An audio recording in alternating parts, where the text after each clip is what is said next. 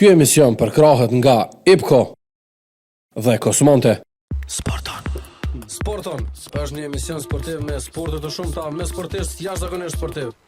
Të cilët me shumë sportivitet do të shpërfaqin aftësitë e tyre sportive nëpër sportet respektive. Sporton. Shtunë dile. Check it out. Mirë se vini në kuadër të intervistave Sporton këtë në Urban FM në 103.5, si zakonisht edhe në faqet tona zyrtare në Facebook dhe në YouTube. Sot do diskutojmë për futbollin në përgjithësi, por edhe për sportin, dhe besoj që kam qenë një muhabet shumë i mirë me një koleg timin për një kohë gjatë që kemi punu bashkë, gazetar Naim Selmani, i cili është pjesë e emisionit Sporton. Tash si mysafir se kemi pasur edhe në një rubrikë më herët. Naim, mirë se ke ardhur. Faleminderit jam për ftesën, është kënaqësi si gjithmonë. Sidomos kur bëhemi bashkë, se kemi çka me fol. Patjetër, edhe s'kena pas rastin se na kom bashkë me në studio, po jo me të bënë ty pyetje. Jo, e vërtet. Po ja nisim me Championsin, ka ardhur tashmë faza finale. Naiko kam mundësi me thirr kështu se të kam shok. Absolutisht. A është befasi finala mes Interit edhe Parisit, që kam zhvilluar në fund çti muaji. Në letër nëse i merr, nëse kishim diskutu para gjysmëfinales, ndoshta edhe kishim mujt me thonë një farlloj mini befasie, ka mujt me qenë, po kur nalesh e analizon se çfarë ka ndodhur në këto ndeshje gjysmëfinale, mendoj që finale janë ekipet që plotësisht e kanë merituar me qenë aty ku janë. Është favorizuar le të themi në gjysmëfinale pak skuadra e Barcelonës, ndoshta edhe prej ratingut ligës, po edhe prej fondit ekipit që ka dhe ndeshjeve që i ka zhvillu, po Barcelona deri në këtë fazën kur është ballafaqur me Interin, nuk është se është ballafaqur ndoshta me një kundërshtar që luan në aspektin taktik kaq fort dhe kaq mjeshtresh sikur Interi.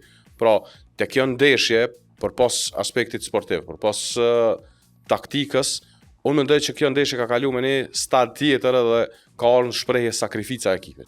Me të shënu një qendër mbrojtës në moshën 37 vjeçare me botë atë vrapim, me shku në fazën e sulmit, edhe me realizu golin e parë në karrierën e Evropë, kjo do të thonë është sakrificë që ka bëu vetë futbollisti për mos mu dorëzu deri në sekondat e fundit. Dikush tjetër besoj ndoshta edhe ish dorëzu, se u bë fjalë për kohën shtesë, është fundi i ndeshjes kur realisht ekipet fillojnë me humb kohën, me zhagit lojën, po Interi nuk u dorëzua dhe e kërkoi finalen. Në anën tjetër, Parisi ndoshta mas një periudhe pas fazës grupeve ku ka treguar ndeshje të mira, mendoj që njerëzit, një pjesë e madhe e njerëzve kanë filluar me pasi ekip favorite për me shku në finale.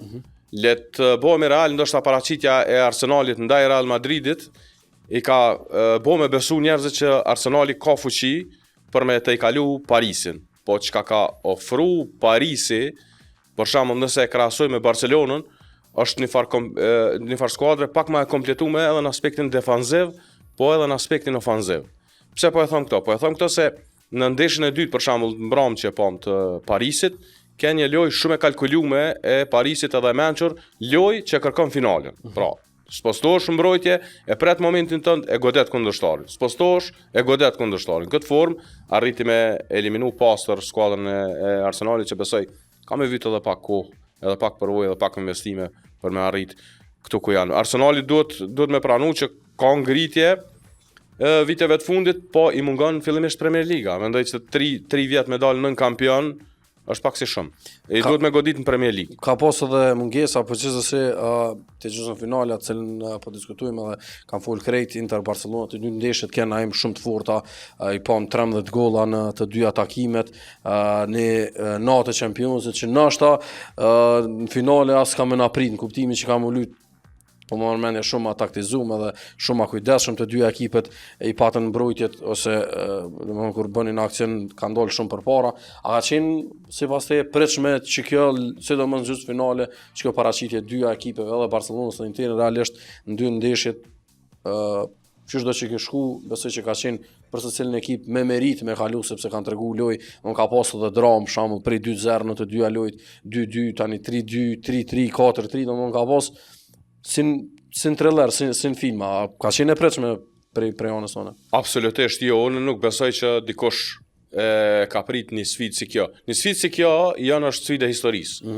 Domethënë këse sfida mundet me përjetu ndoshta njëri një herë në jetën e tij në kuadër. Kjo është Championsi, domethënë kjo është ajka e futbollit, që si ndeshje janë kur tifozët e të dyja skuadrave duhet me qenë të fortë ka zemra. Me të lëviz kaq shumë e përsia herën në njërin anë, herën e tjetrën. Për shembull nëse shikoni Interin ndeshjen e fundit, pjesën e parë thonë ndesha ka mbaruar për Barcelonën. Në pjesën e dytë kthehet Barcelona dhe arrin me barazu dhe me kalu në përsi. Pastaj krejt komplet loja përmbyset nga dy figura që dorën zamër edhe tifozëve të Interit për shembull me pas thonë që mundet me qenë figurë kryesore në ndeshjes Fratesi edhe me asistu Taremi, nuk e dija këshën thonë po. Kishin gjujt. Nuk e dija këshën thonë po. Do të thonë, këto sfidat i nxjerrin do heroj të heshtun që nuk i planifikon. Edhe në Itali të edhe në përcjell futbollin italian në shumë raste për shembull kur në derbin e Milanos njëra ekip ka qenë top form, ka dalë për shembull Interi me një ekip shumë adopt në derbi ka arrit me fitu. Edhe si vetë çto kanë po, edhe po. Kreto shpuna të një farlloj për kushtimi që e gjene sidomos gara e Ligës Kampionëve për pas golave për shembull të Interia din sa rastet pafund kanë qenë sa pritja u bë sa lojtarë ndeshjes që somër nëse një ndeshje për shembull perfekte e kishe menduar në kokë me thonë që çto kisha pas me qef me pa një ndeshje, mendoj që kjo ja ka ofruar tifozëve këto dy ndeshjet Barcelona me Interin në raste pa nal, tempo e lartë e lojës, pa ndërprerje që njerëzit kanë menduar për shembull nëse shkon kohën shtesë Interi ka moshën mesatare dukshëm atë vjetër se të Barcelonës edhe kish mujt me ran në lodhje me ran tempo. Po, nuk thonë katë, ku prek plaku, del gjaku. Mirë, çka mundna me prit në finale, do më në fund mujt, Parisi që s'ka asnjë trofe në kabinetin e vet në Champions, në anën tjetër Interi që prej 2010-s nuk ka trofe dhe pse para 2 vite ke prap në finale me një aspekt e shoh që ka me qenë lojë shumë e taktizuar për të dy trajnerave që kanë treguar që janë kohë gjatë zot si vjet edhe në ligë, edhe pse Parisi vetë sa ka kry, po edhe në përgjithësi çka mundna me prit në finale. Kjo ndeshje ka me qenë shumë e paparashikueshme. Unë mendoj që në start janë gjasat 50-50. Nëse dikujt duhet me zgjat dorën për ato çfarë ka bëu deri në këtë fazë, është trajneri Simone Inzaghi, padyshim që e çon për herë dytë Interin finale, e dim që ka humb finalen e Kush e ka humb? Po, realisht. Edhe mendoj që ka me pas se skuadra pothuajse aty këto është e njëjta. Besoj që ka me pas Interi me një farforme, një farlloj motivimi ekstra për me kompenzu atë finalen e kaluar cilën e kanë humb në formën që e kanë humb, me u mundu me kompenzu në këtë ndeshje. Po ka me qenë e vështirë, besoj që shumë ka me qenë e vështirë. Në këtë ndeshjen e Parisit me Arsenalin, trajneri Luis Enrique përpos që e njohim si trajner që bën lojën e sistemit Barcelonës, lojën e shpejtë, atraktive, ka treguar këtë lojën me Arsenalin që din edhe me taktizu. Në aspektin çfarë ka bëu Inzaghi, a është në taktika sa Inzaghi, nuk e besoj që është ende, se Inzaghi është i rritun i lindur në futbollin italian, është futbolli italian për ka trajner, është unë mendoj për veti, është kulmi i trajnerëve. Coverciano është një prej shkollave më të famshme në botë sa i përket trajner Lakut. Po finalja është diçka tjetër. Po tash kjo çka na tregoi Enrique që kjo forma e taktizimit i në gjysmë finale na tregon që ka me taktizu tash edhe në finale. A kemi me pas shumë gola, nuk e besoj. Se ka me qenë ideja e pritjes gabimeve kundërshtarëve. Nuk kanë me guxu ekipet me u hap se dyjat. Kur i shek kështu ka mbrojtja, dyjat e kanë mbrojtjen e fortë. Mendoj dyjat kanë kapacitet jashtëzakonshëm. Nëse Parisi ka Hakimin që mundet me të bëjë dëm të jashtëzakonshëm, Interi ka Dumfries në krahun tjetër që të shkatërron. E tregoi në 2 ndeshje ndaj Barcelonës, çfarë paraqitje ka bëu ajo nuk e di, a ka me bëu herë në jetë vet çasë paraqitje. Te mes fusha mendoj që mundet më u bë pak diferencim, edhe te sulmi. Nëse Interi është i kompletuar me sulmin e vet, besoj ka të frekshëm. Po në anën tjetër nuk mundesh me anashkalu absolutisht dysha përpos dyshës Thuram dhe Lautaro Martinez që janë jashtëzakonisht të rrezikshëm kombinim, edhe Interi ka zhvilluar me këtë lojën e daljes në sulm të shpejt me kani pasim që nuk e ka për sa kompano nuk e ka asnjë ekip në Evropë. Domethënë çat shpejt arrin me dalë te portieri sa është e pabesueshme. Po në anën tjetër, Interi ka me pas jashtëzakonisht shumë punë me Dembelen, me Duen që është i jashtëzakonshëm edhe me Kvaratskhelia që Interi e një prej kampionatit italian, ka bo paraqitje të jashtëzakonshme me Napolin edhe, po e dëshmon që jo rastisht i kanë thonë napolitanët Kvaradona. Është një futbollist i jashtëzakonshëm. Mase Onol Jamal me besoj që këta tjerë më të mëdhenj kanë më kon pak më ndryshe normalisht. Shumë e vërtet. Sistemi cilin aplikon edhe Inzaghi. Po për dallim për shembull prej Barcelonës që nëse kemi këshir lojën e fundit, vazhdimisht të shku loja ka Jamal për me munu me i kalu 2 veta të Interit, më pas me hap dikush tjetër, te Parisi është diçka më ndryshe. Te Parisi është loja e hapun. Do të kombinojnë shumë a shumë, janë ma të rrezikshëm. Metet më pa normal me 31 maj në Munich ku zhvillohet edhe finala, po du me met edhe me një pyetje te Championsi, i cili si vjet e ka pas një format të ri, Naim e ka pas një format i cili është ma herët është, si me thonë, publiku nga ajo Superliga e famshme e cila nuk e gjeti do me thonë zhvillimin ose nuk e gjeti aplikimin tek ekipet. Sistemi është, po ajo ideja e Superligës ka qenë me ekipet mëdha që me pas sa më shpesh përballet forta. Si vjet kemi pa ma shumë lojë, po qyshe komenton se ke pas mundësi edhe me komentu shumë ndeshje edhe në fazën e parë dhe pasaj faza tjera. A ka pas efekt mirë ndryshimin në Champions League, duke di që ka pas ma shumë ndeshje edhe gjithçka tjetër, më thonë, ka pas nështë ma shumë edhe rivalitet, se në grupe i kanë fitu 2 lojë, eventualisht një barazim një fitore, një barazim tjetër qënë të tutje, e kemi pa ekipet moja, krenë gjirë në fundit, ose në rrethin e fundit, jenë kualifiku Real Madrid, Manchester City. Në 16 që në fazën e dytë. Pra, çu komenton që të ndryshim të ligës së kampionëve. Para se me dalë aty, unë mendoj që edhe UEFA, edhe FIFA janë tregu pak cinik në formatet e tyre.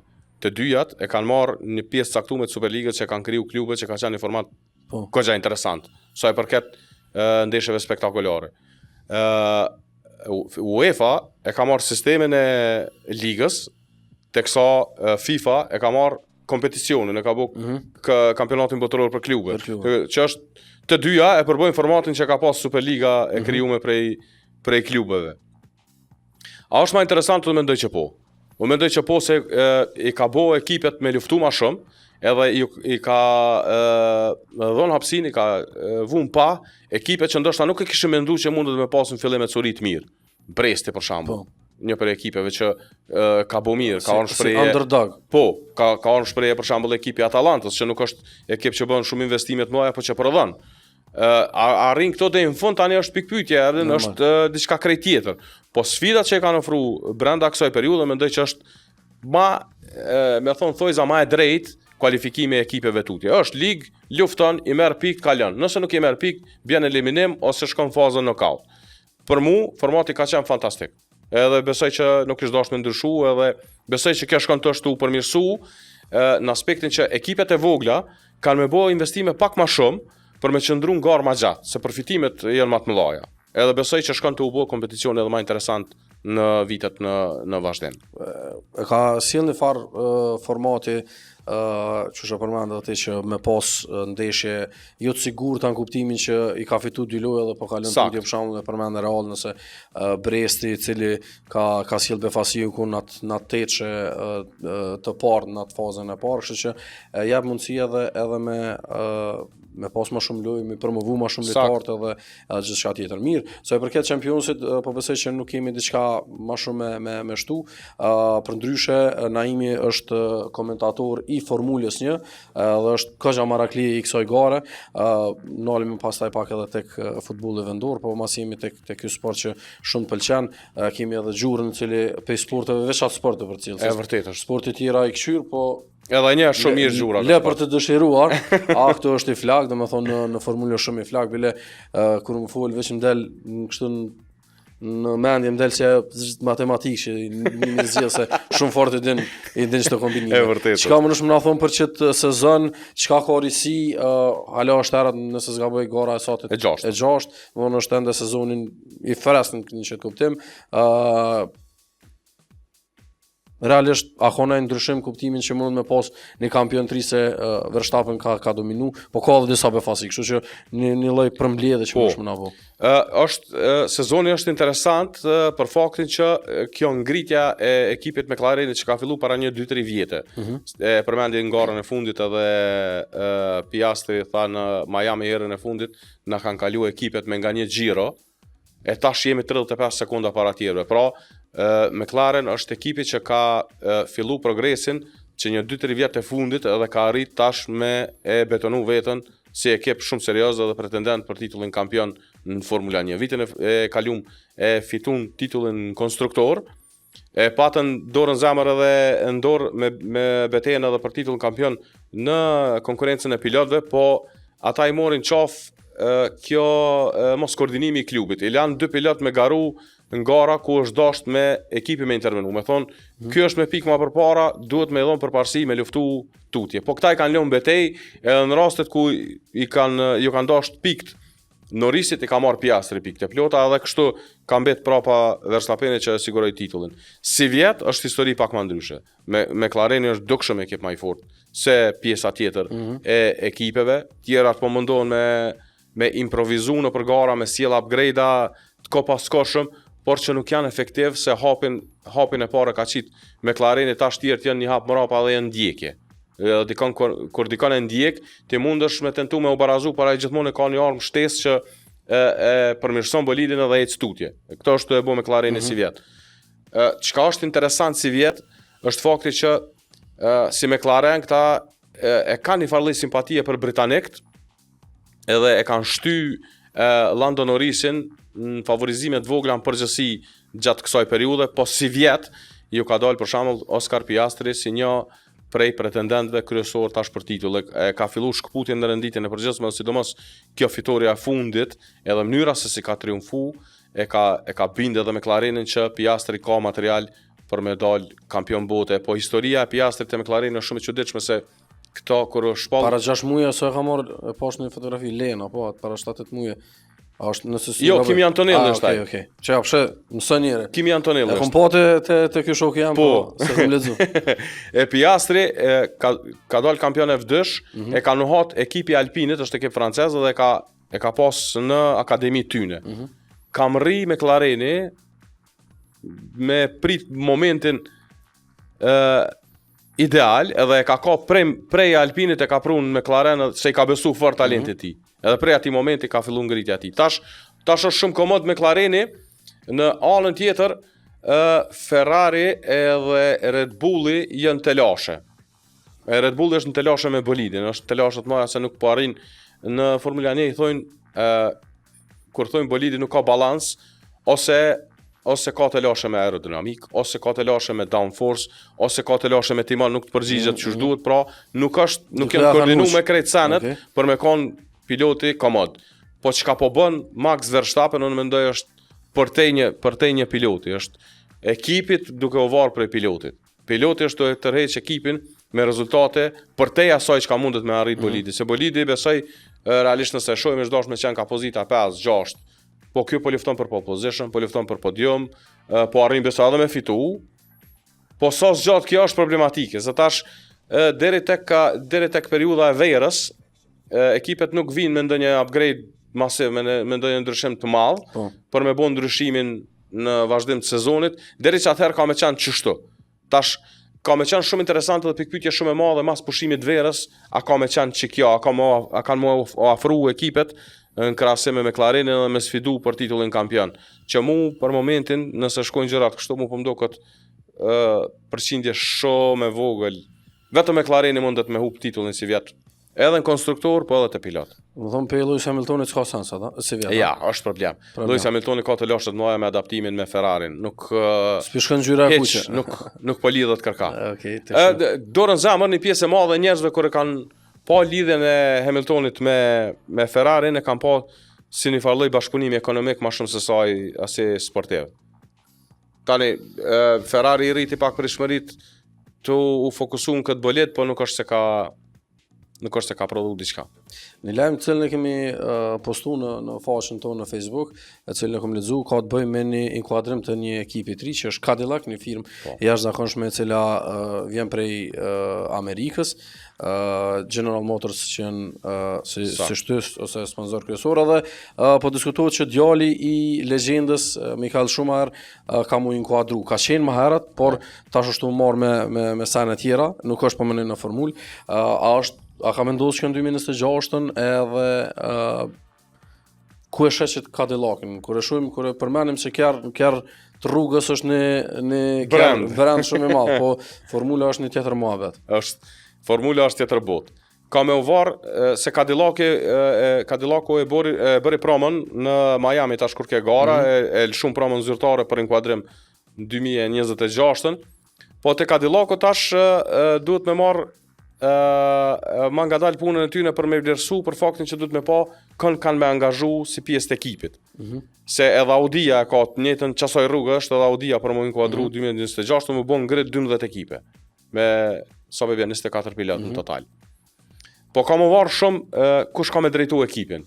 Nëse vendosin me marrë dikon me përvoj edhe me emër në Formula 1, unë mendoj që nuk të vynë shumë ko e adaptimit, normalisht nuk punu me të llogarit tash me hinë luftë për titull kampion, se ka ekipe që kanë punu në projekta fat gjatë edhe i llogaritin gjana deri në 2026. Po a mundet me qenë ekip solid? Po, se ka opsion, është fol kohëve të fundit, tash është opsion edhe Sergio Perezi. Me bashkëpunimin e Perezit me Mick Schumacherin, me bo bashk, për me bo një tandem që kam përvoj në Formula 1 dhe në mendoj që është bo interesant. Miku është një pilot në cilin ma herët kanë shpresu ekipet, nuk është që i ka jetë ndoshta edhe fati në Formula 1, qoftë edhe me ekipe, qoftë edhe vetë kështu me dalje nga shtegu e sene, po Sergio Perezi ofron stabilitet, mendoj, ka përvojën e nevojshme, me Red Bullin e dim që shumë da herën e fundit, por Red Bulli ma shumë fokusohet e Max Verstappeni, edhe kur e ki Max Verstappeni konkurent brenda ekipit është e pamundur me dalën pa. Kështu që 2026 ka me qenë interesant. Po kjo janë tregon edhe një farë pjesë tjetër të F1-shit sa është tu globalizu. Sa është tu marrë fantastike kanë bërë si vetë për sezon. E vërtet. Kanë bërë edhe tash ka shtete si Afrika e Jugut edhe 4 shtete, përfshi edhe Malajzi nëse nuk gaboj, që kanë bu kërkesa tash për me organizu gara dhe në rëgënështega, edhe Shqipëria.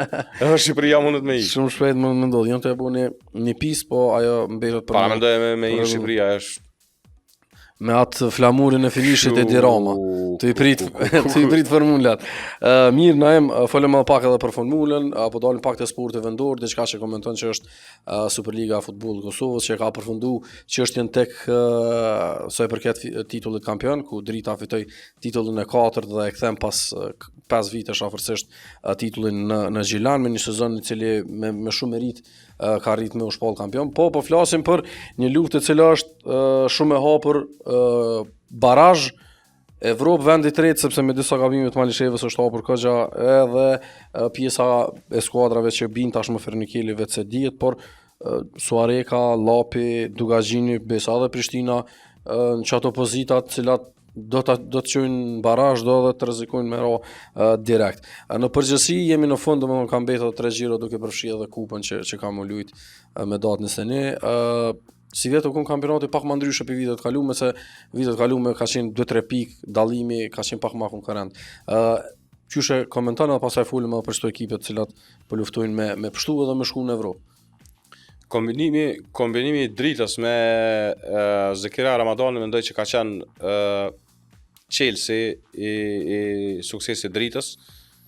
Zekria e dim, kem përcjellë gjatë kësaj periudhe sa ka qenë futbollin e Kosovës, titulli 4 personal në Superligën e Kosovës, tregon mjaftueshëm, po me 4 ekipe të ndryshme tregon mjaftueshëm për suksesin e tij, pra me Trepshin 89, Ferronikeli, Prishtinën, tash edhe Dritën.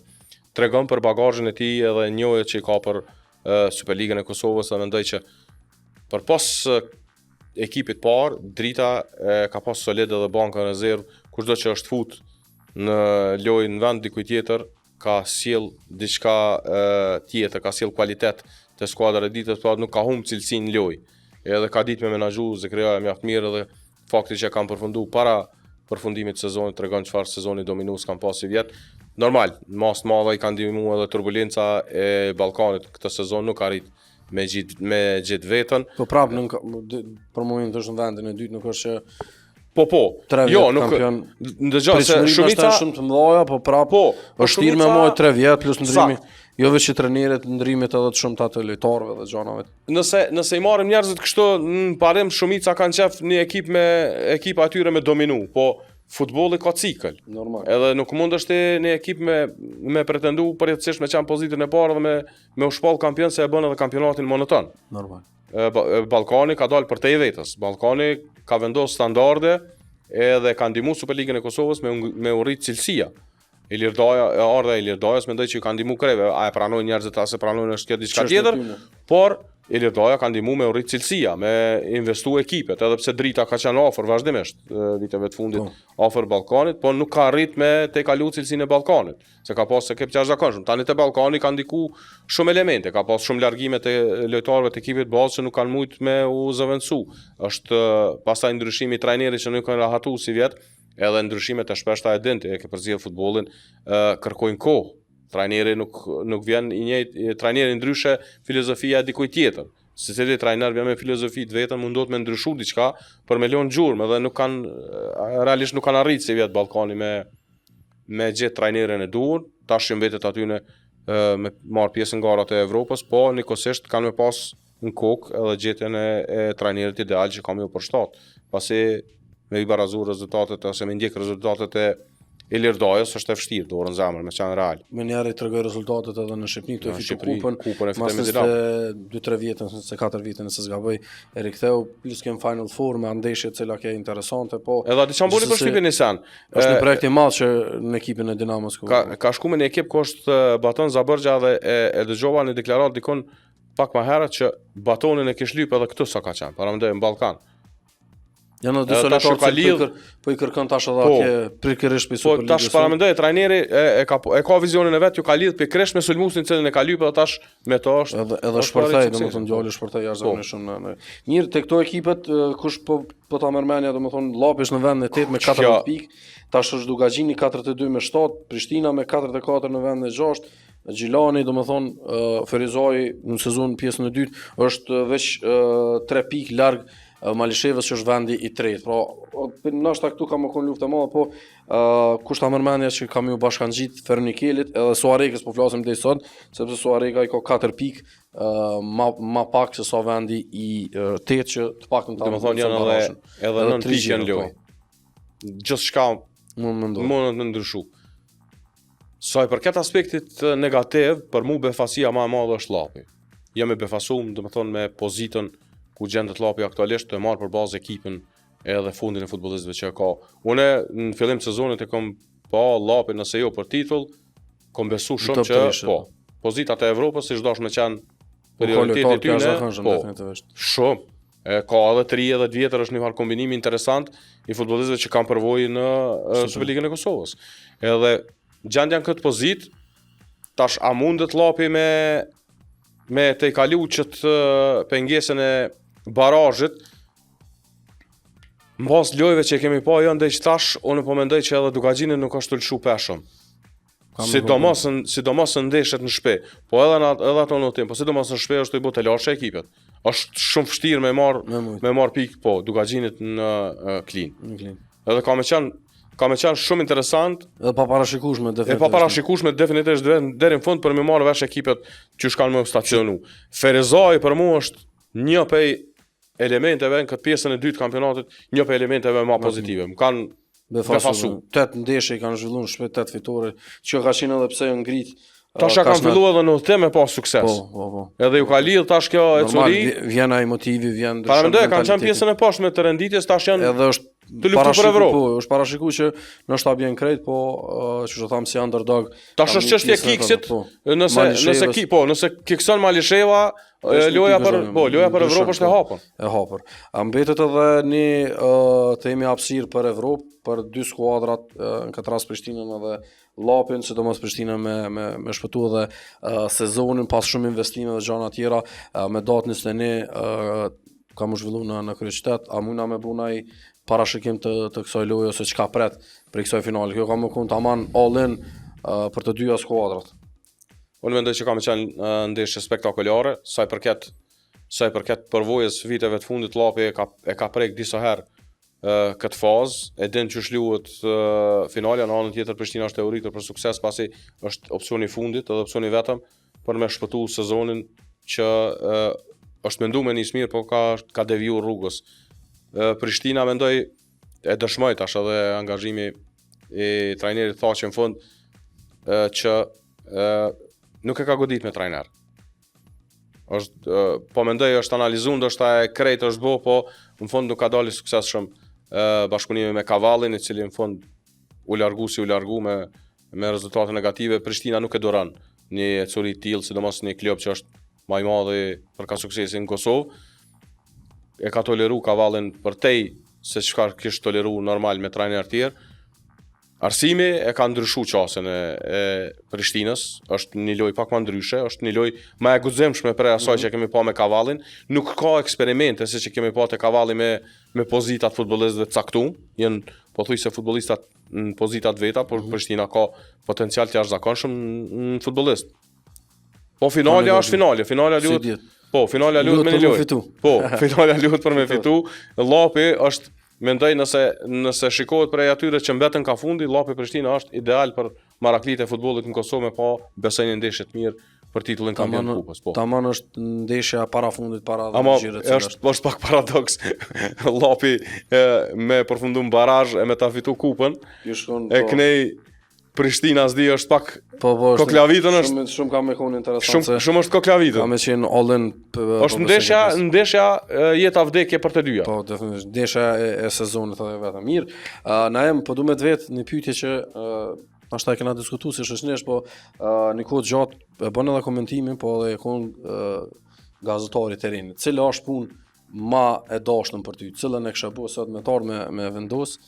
Se me bu intervjin studio është nështë pak ma e letë. Në kuptimin nëse, kemi gjetë njerëzit edhe kemi mundu, po të dyja të ndërlidhen pjesën e terrenit, nështë ata është pak ma ndryshe, po gjithë se dosh me shku me një van, me shku me gjithë njerin, me bu storin anën tjetër, po është edhe në komentim. A më nështë me na bu një krasim që sajna? Të shë qka po menën, të sonë për veti e ti? Komentimi i garave të rëndësishme, mendoj është prestigj. Është kulminacion i një karriere kur kompletohesh si gazetar, pasi e ki bagazhin e nevojshëm edhe përvojën e nevojshme për me kalu në stad tjetër. Terreni është dashni. Domethënë terreni mua ka sjellë suksesin më të madh në jetë, në aspektin e profesionit gazetarisë, pasi ku arrit me ta me fitu 3 herë çmimin e kronikës. Mesi. Për kronikën e vishtit. Edhe terreni kam dashni se terreni është mas pari është komunikimi me njerëz, lidhje që i krijon me njerëz, edhe më pas besimi që e krijojnë njerëzit në raport me ty, me ndaj informacione qoftë të mira, qoftë negative, qoftë ndihshme në momente të caktuara, edhe ta jap një farë lloj kënaqësie në fund produkti. Se kur e kompleton nuk është e lehtë, njerëzit ndoshta që nuk janë provu, duhesh me u çuar mëngjes, me mendu se në temë kimë bë, me siguru shoferin. Ose në ditë më herët. Po, ose në ditë më herët, që po thu, me siguru shoferin, me siguru kamermanin, me caktu terminin e terrenit, a është termini përshtatshëm, shpesh të vjen me ndryshu terminin e shty me tërheq më herët, me shku me kry intervistat, me marr pamjet, me u kthy, me shkru tekstin, me nda pamjet, me nda deklaratat, me montu, edhe pastaj me shku në transmetim. Ki edhe me lexu, edhe me lexu. Se ki punë me tonist, ki punë me montazher, ki punë me shofer, veç me vetën, mas vetën veçarën. Po, dita terrenit është që thonë të nani ditë e çdo sekondë, e kompletuar, domethënë nuk i pushim. Çashtu është edhe krejt ata që i përmendën, domethënë e mundsojnë me pas një punë të mirë, një produkt mirë. Ama produkti kur del në fond dyqysh është. Pa diskutim. Edhe që është tamam që ke bu me çush e them me E dashuri vërtet. dhe me qef. Kështu që një thirrje pse e buna se ka pak të rina që po bujnë sportiv. E vërtet. Disa prej kolegëve që vetë se po bujnë për arsye të ndryshme nuk po ka, po gjithsesi po më merr mendja kun një kohë shumë gjatë që kemi punu, kemi pas ndru sistemin e raportimeve dhe na kun bazë e sportit vendor. Diçka që tash nuk është që po japet shumë rëndësi, po japet futbollit, më shumë po kqyren me gjetë probleme jo sa në tjera, po ka shumë gjana cilat përkundër edhe këto që janë për shembull apo mundohem mi jap sidomos hapësirë talenteve të ri me u paraqitë se ju mungon paraqitja edhe një suport, se është një farë ndihmësi. Unë për veti ka ndryshu koha shumë e vërtet, ka ndryshu shumë në raport me ato çka kemi bërë përpara. Unë për veti me kronikën e handballistëve të Trepçës, nuk e harroj kurrë se kam raporte hala me ata djemt, kur e patën qitë në televizion tregimin e tyre që përpas nuk marrin parë në handball, secili kesh profesionin e vet me çato parëve kemi luajtë handball, është tregim motivues. Domethënë mendoj që gazetaria sportive një prej elementeve që ish dash me marrë, ish dash me pas çështjen e motivimit të gjenerata të reja me tregu që si lloj histori që deri nesër të motivojnë, jo me thonë jam lodh, as po më jo me pas histori motivuese sa më shumë. Vesh tastatura, telefoni e kthym selfie, gazetaria e vendit, çashtu është. Ne ke shumë kënaqësi që diskutuam për sportin në përgjithësi, për dy besoj dek cilat edhe të pëlqejnë ty edhe i përcjell si futbolli edhe formula, edhe besoj që prapë kemi më kohë bashkë, ishte një bashkëbisedim, apo besoj tamam edhe për audiencën tonë për vikend me dëgju edhe me një informacione ndryshme, sidomos edhe për formulën. Jo që është një sport që përcjellet mjaft shumë tek na, kështu që faleminderit që erdhe edhe besoj prapë shihem. Unë të falenderoj shumë për kohën që këndo me qenë bashkë, për ftesën fillimisht, kemi raporte, e dim çfarë raporte kemi. Unë të përgëzoj për punën që e bën, je shumë aktiv, të shoh edhe në teren edhe këtu me emisione, edhe të përgëzoj edhe veç të vazhdo tutje, veç ç'është duhet. S'ban më nal. Absolutisht. Ishim me Nain Selmanin, gazetar sportiv, komentator, një koleg imi për shumë vite ku kemi punu bashkë, dëgjuam ose edhe kuptuam shumë informacione nga Formula 1, diçka që ishte edhe e re për mua se nuk është e përcjellur shumë, por edhe diskutuam për Ligën e Kampionëve, për pritshmëritë, ndeshjet gjysmëfinale dhe gjithçka tjetër, diskutuam normal edhe për sportin vendor dhe ke kënaqësi me fol me një shok fillimisht e pastaj edhe me një koleg për një kohë gjatë imi. Ka të përket se intervistën ne do ta takojmë pra bashkë. Ky emision për krahët nga IPCO dhe Kosmonte.